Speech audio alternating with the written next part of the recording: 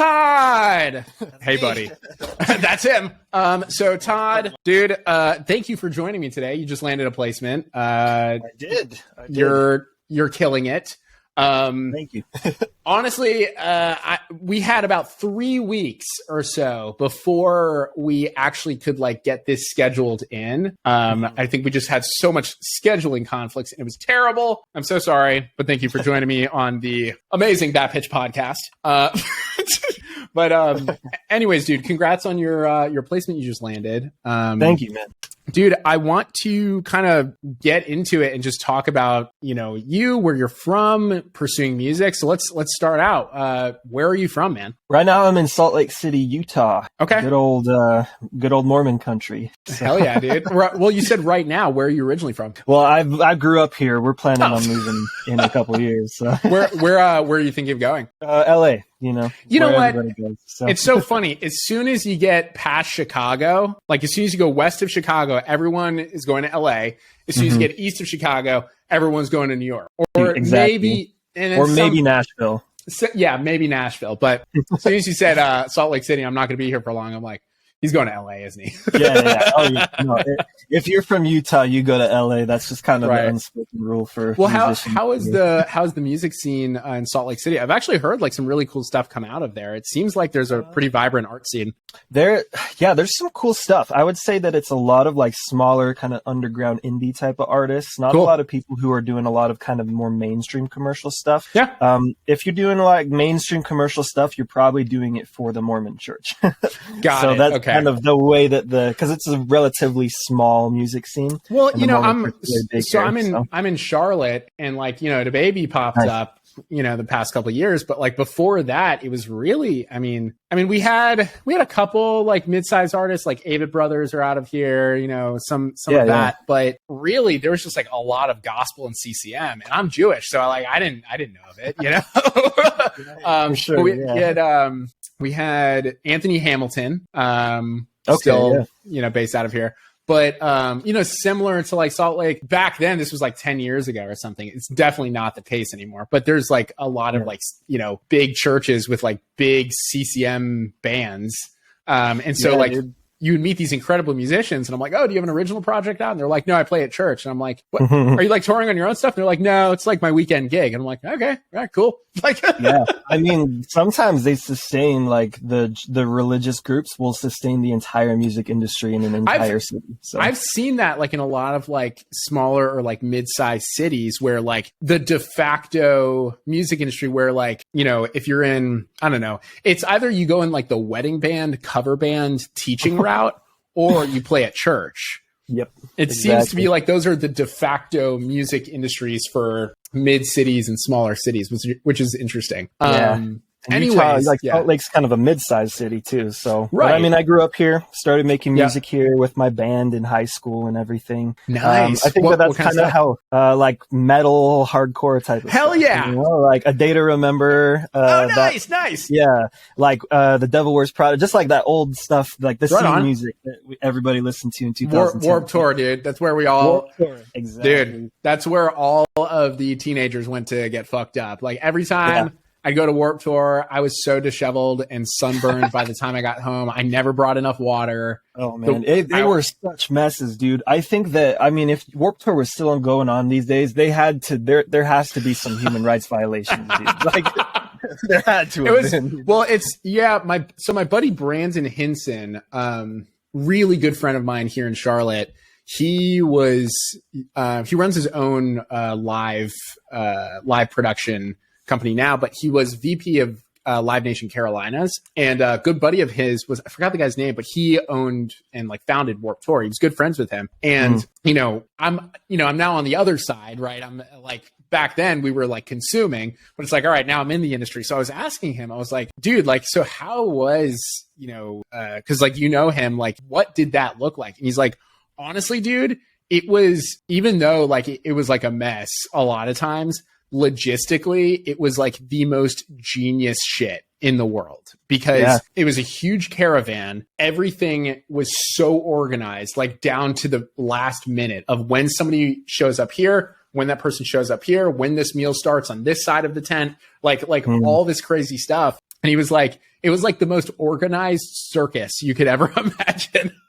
Dude, yeah, Warped Tour did feel like a traveling circus. Well, so I guess I'm forgetting the guy's name. Let me look this up real quick. Founder of Warped Tour. Okay, so founder of Warped Tour, Kevin Lyman. So I guess from what my buddy Brandon told me, Kevin earlier on actually studied, and this is like folklore, so like this might not be accurate, but what Brandon told me is he actually like earlier on, essentially like kind of studied or at least took note of like Ringling Brothers and like all of this traveling circuses, because if you think about it, like circuses were a logistical nightmare and they were so organized. Like totally. 2 weeks before the train shows up, you have like an elephant go through town with like a big sign on its ass saying circus is coming. You know, everyone puts up the posters, then they get there and then everything's set up within like 12 hours, everything's packed up, and then they just keep going. And they have, it's crazy. So apparently that's why it was like so organized, but I was always super impressed by that. Dude, yeah, Warped Tour, I mean, that's kind of, I think, where a lot of these, like the music was born for like a lot of the teenagers at the time, you know? Like, and in my brain, it was the same way, so. Yeah, well, I think, I don't know, like, you're a millennial? Like myself? I think I fall under that. I'm 27. Okay, so. Okay, yeah, we're millennials, yeah. Cool. And the joke is that boomers didn't get fucked over, and so that's why allegedly they're unaware. Not obviously, that's a terrible stereotype, but and then millennials, halfway through our life, we realized we were fucked from college. Like college was not going to work out, and then Gen Z knew just the idea of college, they were fucked. So it's like boomers never got fucked. Millennials, we got switched over. And then Gen Z was like, Gen Z never had hope. So totally. I think for us millennials going to Warped Tour, that was like I think like there's some like underlying anxiety among all of us that like these next couple years are going to look real weird. Yeah, absolutely. We were all kids from the Great Recession, you know? Dude. Yeah, exactly. So I think that's why a lot of us turned to the scene music, right? The hardcore music, right? So I was in a hardcore band, man. Couple. Yeah. Exactly. I mean, like they're a dime a dozen for millennial kids, man. So I was the same way. What did you play? I played lead guitar. Okay. I was drummer. Yeah. So. Nice. Yeah. Yeah, man. I started this band with my best friend for the last 12 years or so. Met him in high school. He drummed in our band, and then I played guitar, and then we brought in a bunch of other dudes. Had a great time. Like it was kind of a crazy situation, dude. Because yes. Yeah, like we didn't have a bassist and we couldn't find one because we went to a really small school. So you find a friend and you're like, this one's easy. Is that what you did? Yeah, we were like, hey, learn bass for this band. No, seriously. Because nobody wanted to play bass, but people wanted to hang out. So you're just like, hey, we like you. Listen, just play the root note the whole fucking time and you're in. Dude, literally. And that's like that genre, like that hardcore sound, that's all it is it's just playing the roots and then playing some breakdowns. It's the easiest. So, and I mean, it was crazy too, because there were originally 5 of us. We had our vocalist, he was doing like screaming and everything. And we weren't planning on anyone else. We were just going to have screaming vocals or whatever. And then randomly, our bassist brought a friend to band practice one time, and this friend happened to just be a good singer. And at some point towards the end of practice, they were like, "Hey, do you want to be in the band?" Yeah, not even planning on it. So. Yep. No, I had so the first hardcore band that I was in, the screamer, his name was Rafer, and I that is the dude's first name, and I haven't talked to him for over a decade. I doubt we'll ever talk again. Great guy. I mean, we didn't have a falling out, but we stopped talking. But we had a buddy who showed up to practice named Philip. But I guess Rafer's ex-girlfriend was like Philip's current girlfriend. It was this weird thing. But there was like no animosity because I don't know why. But Philip could sing, and so by the end of practice, he was in band. We played a show like 2 weeks later. Real quick, I'm so sorry. I got to tell this story because it's it's rare that we really bring up the hardcore days, you know? We played this hardcore show out in the middle of like no. Okay. I thought it was like going to be, I just wanted to play, man. Like it was, these were the bands and I just wanted to play shows. We showed up to this house and, I didn't drink, I didn't do drugs, but all my friends did. So we show up and I thought we were going to play the show and like the singer is like Rafer, I think it was Rafer at the time. He's like making out with all these girls like on stage and I'm just like playing. The band basically just falls apart. My buddy Aaron, cause you do like the crabcore thing, right? Yeah. The stage was like this old sort of patio kind of thing, or like a deck. And I guess part of the wood was rotted. He crabcores. His leg literally falls through the floorboard. It's like bleeding everywhere. And then again, I don't drink. I'm not doing drugs. Like I'm not doing any of that. And I guess the mom at this place decided that she was going to let everybody drink. So of course the cops show up and I'm like, neurotic me. I'm the only one there that did not partake in anything. And I'm freaking out. It's like 3 a.m. I'm like hiding in the woods with my drum pedal. Call up my parents. I'm like, I still want to get into Berkeley. Like, I don't drink. I don't do drugs. That's so funny. That was 9th grade for me, man. So. Dude, that sounds like a nightmare of a show. We definitely had some similar ones to that. It's just kind of that was just 2009, 2010, that kind of general time. That was just what it was. So that was me for 4-ish years or whatever. Yep. And then grew out the hair. Point, I had the mop, hell yeah, dude. In my hair, we had like the really tight, the jeggings, right? That's what they call them. Dude, I still wear them, man. I got my nice. Yeah, the skinny jeans are a staple for millennials for sure, dude. Your legs can't breathe. That's part of it. There's something comforting about them hugging your legs. So after the hardcore band broke up, like all do, what was kind of the next stage for Todd? What'd you start doing then? So I think, at one point when I was still in the band, we met a group of guys that was in another hardcore band and we just ended up being kind of like Soul Sisters type of thing. Like we played almost every show together at one point. Band one buddies, of their guitarists quit. Yeah. And I actually ended up filling in on guitar for them for about the last year. Yep. Got the, I got. So there would be a lot of shows where I'd play 2 sets in a row, be exhausted. We started recording just like ourselves because we never got anything like solid at a professional studio, right? But we got a couple of demos with a couple of dudes and then we ended up just trying to do stuff ourselves. And our rhythm guitarist at the time, who I actually ended up starting a studio with later on, him and I kind of started learning a little bit more of like, this is what producing is, like this is what a dot is, like this is what an audio interface is, just like the basic stuff to kind of get into the production side of things. Because up to that point, I'd only ever written and performed, right? I had never even thought about production or anything like that, right? And so at one point we started feeling a little bit like cocky because we weren't good, but we thought we were good. Dude, that's part of being in a hardcore band is like we're a huge deal, although we all sound like shit. Yeah, it's called, there's this thing, do you know what the Dunning-Kruger effect is? No. So I'll have to send it to you later. Let me look it up. Look it up. Dunning-Kruger effect. Yeah. Okay. Oh, this is good. I'm going to do a screen share on this. Yeah. Do that. Okay. So this is actually hilarious. Okay. So this is every musician ever. The Dunning-Kruger effect. If you're watching on YouTube, you can see this. If you're just listening on podcast, I'm sorry. But the Dunning-Kruger effect occurs when a person's lack of knowledge and skills in a certain area causes them to overestimate their own competence. By contrast, this effect also causes those who excel in a given area to think the task is simple for everyone and underestimate their relative abilities as well. So it's like Yeah. It's basically the less you know, the more you think you know, and the better you think you are, right? So so that's how I was. Like, I had been recording for 2 weeks. I had barely learned what an EQ was, and I was like, this shit is easy, man. I can do this for anyone else, right? Yeah. So we brought in like our friend, our sister band or whatever. We like had them record. We did like some demos, and I mean, looking back, they're not the worst demos in the world, all things considered.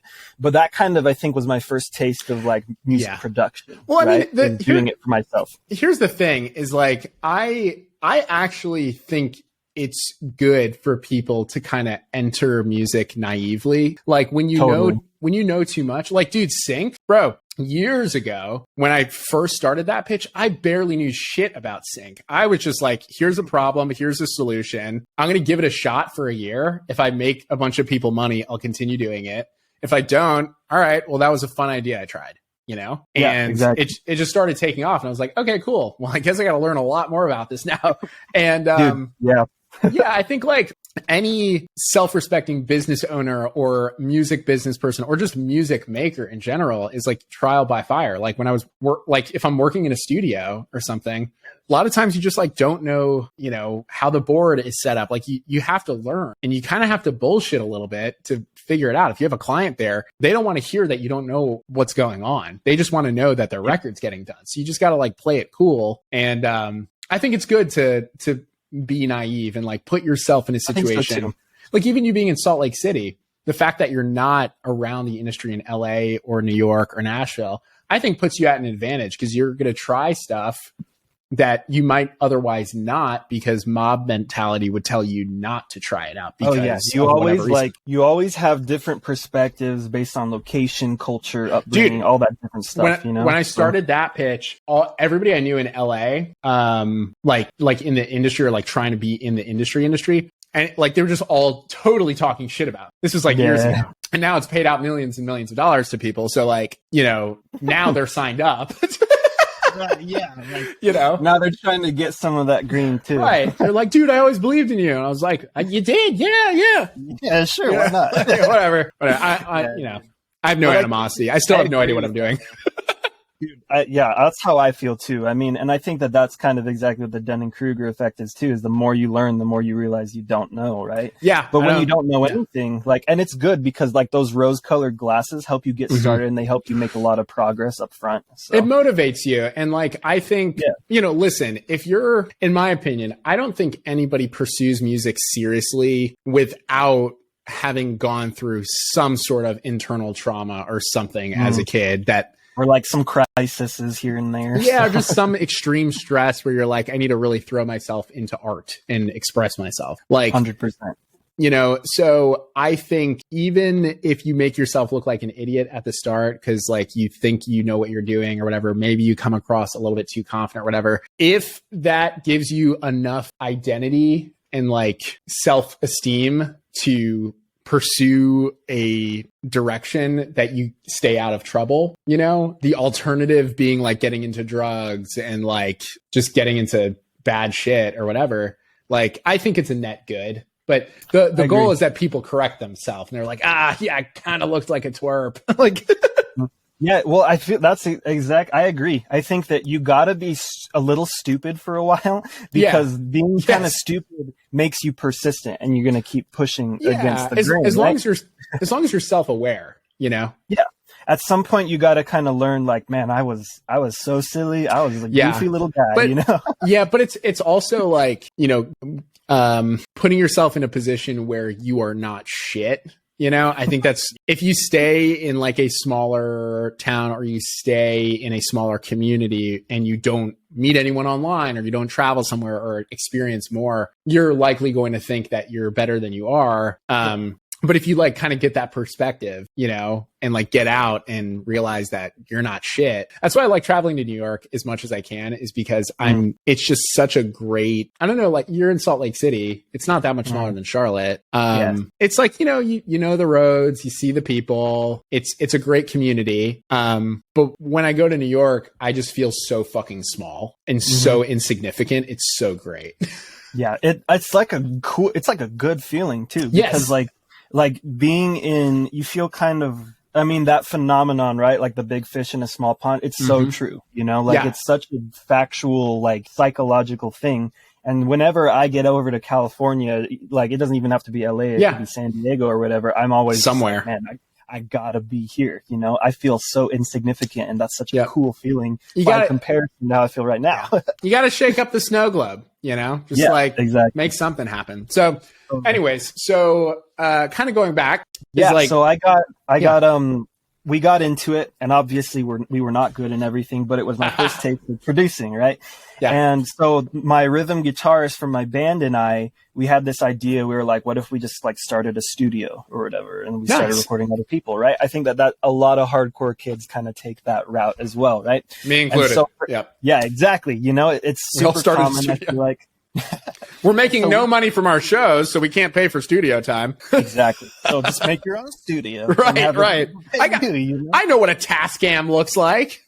Dude, oh man, the Tascam days, dude. Tascam, I got Tascam and I got Cubase. Let's give it a shot. Dude, yeah. And for me, it was Reaper and Tascam, you know? Okay. So, but yeah, like we started a studio, and over a couple of years, we kind of had better ideas on what to do with it. Eventually, we had some really cool ideas where we basically started building vocal booths in like trailers, like mobile trailers and stuff. Nice. And we have a couple right now. This studio is still going actually, but it now exists as kind of like a rental thing. So we will rent out these trailers to artists who just want to use it as like a vocal booth and everything. Super cool kind of concept. I can't take credit for all of it, but our studio for a while ended up being a lot of like, we would do a lot of the, you know, recording, we'd do producing, we'd do mixing, we'd do mastering, we'd do everything. And we were overall kind of bad at all of it, because when you try to stretch yourself so thin, obviously it doesn't always end up giving you the highest distinct quality in one area. But I realized at one point when I started producing more stuff for some of the rappers that we would meet, because rappers tend to veer a little bit more towards like cheaper options for studios and stuff like that. I realized like a lot of them would ask me to like produce beats for them and stuff. And I had the advantage and the benefit of meeting a couple who were not only were they very like open-minded and stuff like that, but they also were very experimental. So I got to start making hip hop beats with kind of some of my hardcore influence. So I had to incorporate like aspects like double tracking or like putting a plate verb on the snare or whatever, you know, just like things that aren't normally in hip hop. I was able to start doing for these artists and everything, and they really liked it. And at some point, I think that me being introduced to making music in a genre I'd never even thought about before, because I'd never listened to hip hop growing up, kind of exposed me to like this whole different world I'd never considered. And so producing music became kind of like a big thing that I just started learning a lot. A lot of people would like find us, you know, our studio, and obviously me being kind of the creative side and my business partner at the time, you know, my old rhythm guitarist being the business side, you know. Hell yeah. The two of us kind of had this agreement where I'd just do like the production and stuff like that whenever someone would find us. So I'd randomly get someone who would be like, hey, can you make like a reggaeton type of beat or whatever? And I was like, I don't even know what that is. You know? Yeah. But yes, so I started learning all these styles, and I think I just really took to producing. And this was probably 2018. So I think I've been producing music in my like current capacity for about 4 to 5 years now, whereas before I was just producing like hardcore music. I was just writing, recording myself, and I just took a real big like affinity to it. For a while there, I was trying my hand more at mixing, and then a little bit with like mastering, and then even some business stuff as well. But I always kind of found myself coming back to just this huge love of producing music. It's great. Which I'm great at, like the rock stuff, you know, the metal stuff, because I grew up doing it. So I know exactly what it needs to sound like. I know what's going on. But honestly, man, like the sync stuff I've been working on, even outside of that pitch lately, a lot of it has been more EDM focused. Nice. And learning a genre that I never knew before, like EDM, has been so fun, you know? Like, and that's the thing that's so beautiful about being a producer in the sync stuff, is you basically get to like, there was the Afrobeat brief up last month, right? Yeah. I knew nothing about Afrobeat. I was like, I kind of want to try this one out, you know? Right. Like, and so I looked into it. I did some research and everything, and I just fell in love with the genre. I produced out 4 tracks. One of them got placed, which I'm super stoked about. And like, that's been kind of the journey, my whole sync journey, which is like, I don't know anything about this style. I'm going to learn how to make it. Try it out. couple of years of my life. So that's awesome, man. Well, the whole thing is just like, it sounds cliche because a lot of people will say like, do what you love, but like, just do what's second nature. If you enjoy learning a new genre, then just like go all in, just be excited about whatever you're doing. You know what I'm saying? Totally. Yeah. Well, that's awesome, man. You're definitely building your catalog, and it's obviously working. You just landed track with us, landed a world tracks. That's fucking great, man. Why don't we give that a listen? I really want to listen to this track that you just landed, and then we'll take it from there, right? Yeah, let's do it. Sweet, here we go. This track is called, give me a second. I gotta open up this thing. Oh my goodness. Heart of Stone.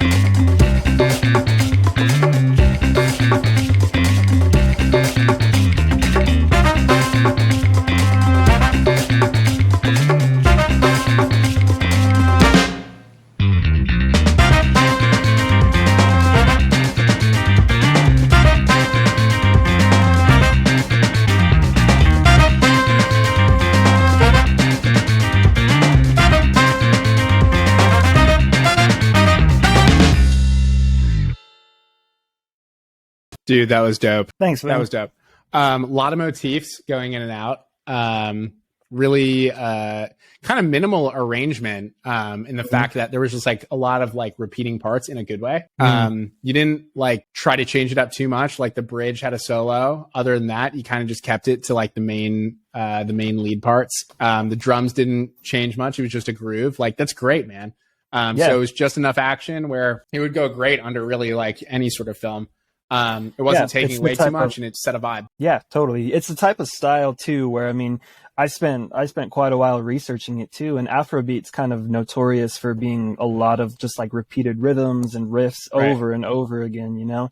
So I had to switch it up enough to make sure that it was still, you know, usable and flexible enough for supervisors and editors and stuff like that. Yep. But what I love about, I've been on this kind of, kick lately where I've been trying to go with a little bit more of like the less is more mentality, where rather than just like adding a bunch of instruments, you just have very high quality instruments doing very high quality riffs, and then kind of switching up those riffs enough to give the feel of progression, growth, and change throughout the song. Yeah, man. I mean, the way that I produce, honestly, I've kind of been having this sort of mentality for like a while now. It's just like add literally whatever the fuck you want, like during the production process, and just try to take as much away as possible before before bouncing it.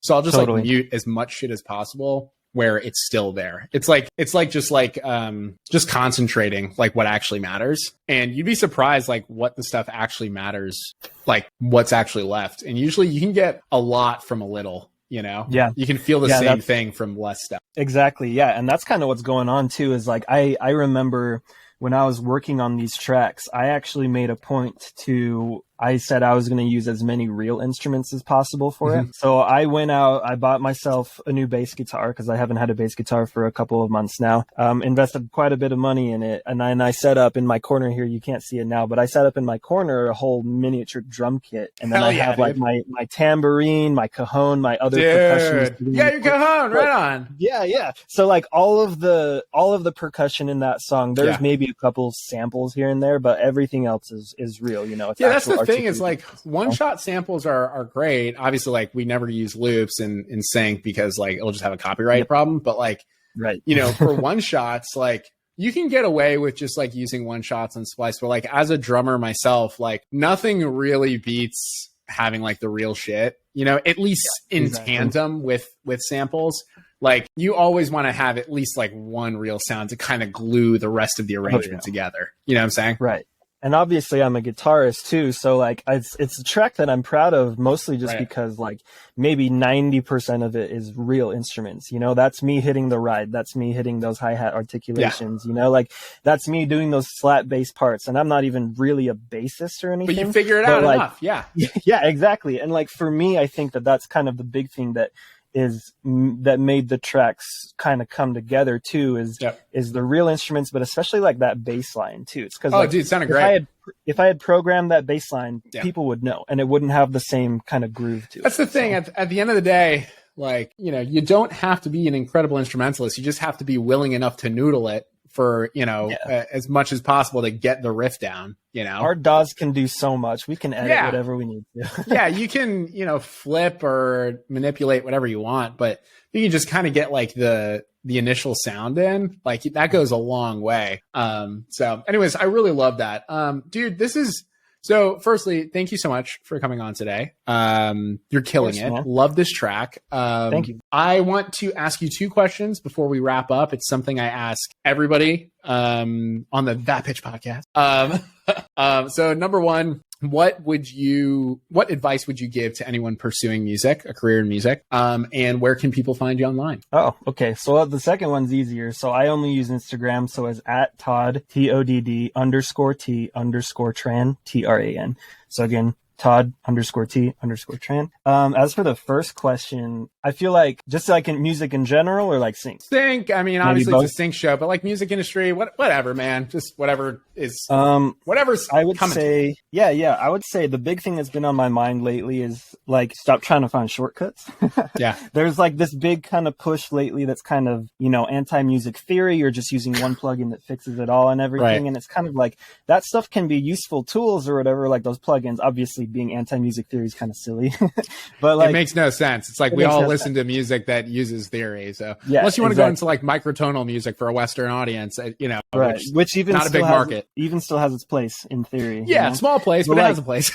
Exactly. Yeah. But like I think for me, like the idea is like, there's not like a shortcut. Right? Like if you want to like kind of get into the music industry more, like it's definitely largely networking, like who you know and everything like that. Go to shows, meet people. But a big aspect of it is just legitimately being like good at your craft, you know?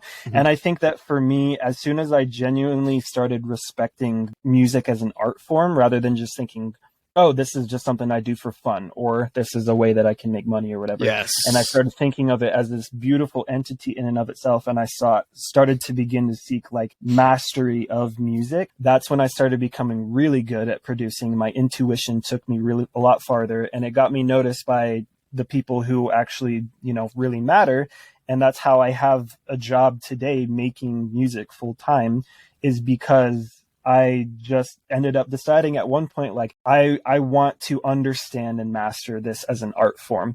And it ended up leading me down roads of education and seeking knowledge that I never would have thought about before. And those things got heard by the right people. So if you combine those two, it's great. And then like when it comes to sync stuff, I've noticed that my entire, like all of my success in sync is literally just following the brief. Like when you follow the brief, when you really just like listen to the references and try to capture that same energy, you're going to be fine, because a lot of, I think people have this problem where they think that, oh, like it's a lo-fi brief, so I'm going to throw in like whatever beats that I have just sitting on my hard drive. And it's like, that's not necessarily following the brief. And it also shows the same thing, which is, I think, kind of a disregard for music as the art form. People don't want lo-fi as in like, oh, just send us whatever beats you have lying around that might sound kind of low quality. Like people don't want that, right? People want lo-fi because it evokes a specific emotion, a specific feeling, you know, like there's specific aspects like music theory aspects of it that are essential to it in a sync as a sync thing, right? So I think that it even ties in there. Like if you respect the art form of music, even lo-fi music, which in my opinion is like a little bit more of an entry level genre in a lot of ways, then you go so much farther. And that leads to, you know, if you respect the brief, you're going to get the placements. So I would say that anybody listening, it's all about that. It's like learn to respect music as an art form and then seek to understand it for what it is. And then just follow the briefs if you want to get sync placements. Amazing. I'm going to give you a little clap here. Watch, here we go. Woo! Really stoked about these samples that come with this software. Dude, that was fantastic answer. Love that. Yeah, Thank you, man. Like I think past couple of years, like you and I grew up on the tail end of when like you would get a studio internship, you would go to real studios. And then really like a couple of years after, people started just like using their laptop from the get-go, you know, they never went to a real studio. Nothing against that. It was just it kind of became a video game versus like respecting the art and like learning theory and like working your ass off. Nothing against that. Again, it's just like a different perspective on the same trajectory, you know? Exactly. So I think kind of getting back to the roots is really important. Love that. Dude, thank you so much, for doing this today.